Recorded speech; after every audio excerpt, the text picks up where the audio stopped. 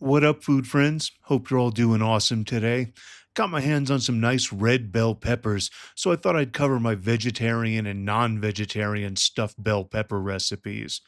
I use lentils to add protein to the vegetarian version, and then I double down on the protein by adding lean ground turkey to my vegetarian stuffing for the second version. So let's get cooking. So this recipe is good for 4 or 5 large bell peppers. And I had some stuffing left over after making four, but I'll just eat that for lunch later this week. It's always better to have more than not enough. And you can use whatever color bell peppers you like. So I've already cut the tops off my bell peppers, and then I've removed all the seeds and all the white pith from inside. Then I diced up those pepper tops along with half of a red onion, 3 stalks of celery, and 2 large cloves of garlic that I minced.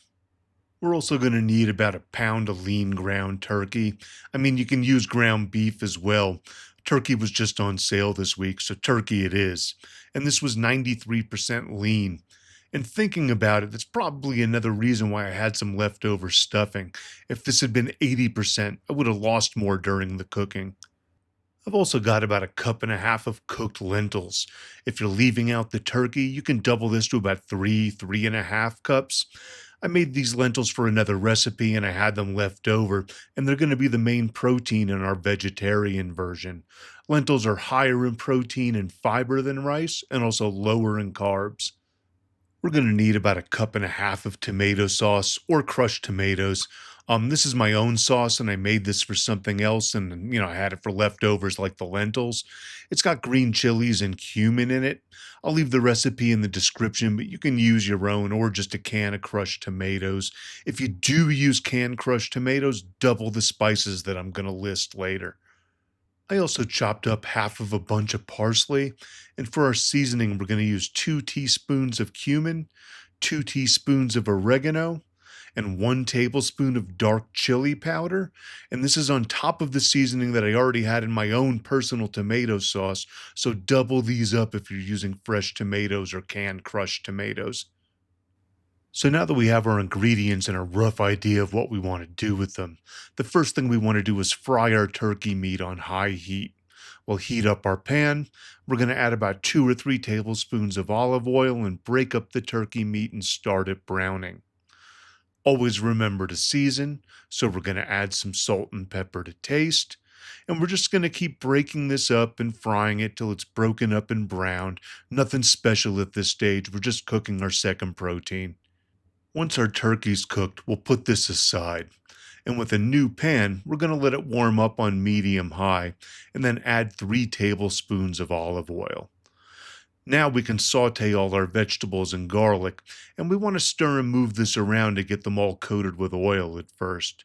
We're going to cook them till they're softened, keep stirring them up every so often so nothing burns. This is going to take about 5 or 6 minutes of sauteing. Once we've cooked this for 5 minutes or so and it's all softened, we're going to add our parsley, our spices, our salt and pepper to taste, and then we're going to get it all mixed up again.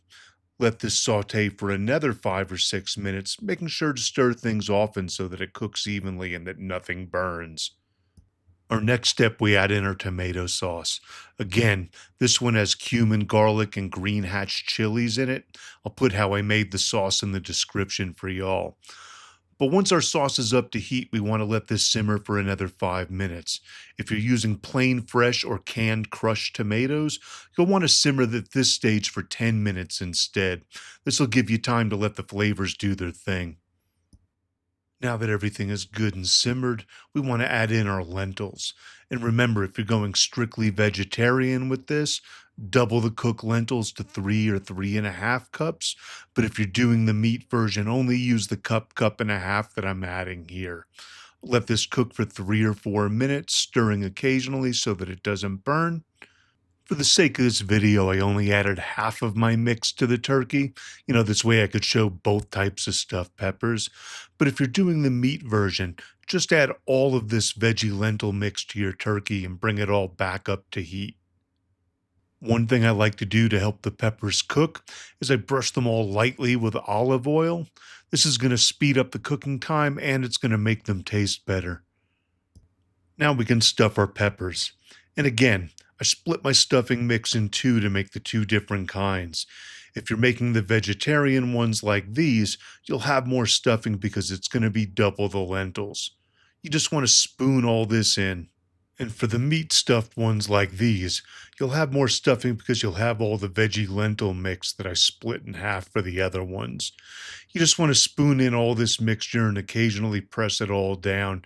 You want to fill in any spaces in the peppers. Once they're filled, I'll throw them in my preheated oven on the center rack at about 375 for about 25 minutes or so. After that 20 or 25 minutes, we'll take them out of the oven and put some shredded cheddar cheese on top. Of course, if you're going vegetarian and you don't eat cheese, you can use whatever substitute you normally use for cheese, or you can just leave them plain. Then they go back in the oven for 10 or 12 more minutes until the cheese melts and starts to bubble. Then I take them out and I like to let them rest for a minute or two before eating. But essentially, these are done. Thanks for joining me here today, and I hope you enjoyed the recipe and the variations. I hope you also get to try this recipe out sometime soon. If you enjoyed this recipe and the discussion, please leave a like and a comment. Let me know if you're a stuffed pepper fan or not. And if you're not a subscriber, please hit that subscribe button. All these help the channel grow and it gets these recipes out to more people. Thanks again, everyone. Hope you all have an amazing one. Be safe, eat safe. Peace.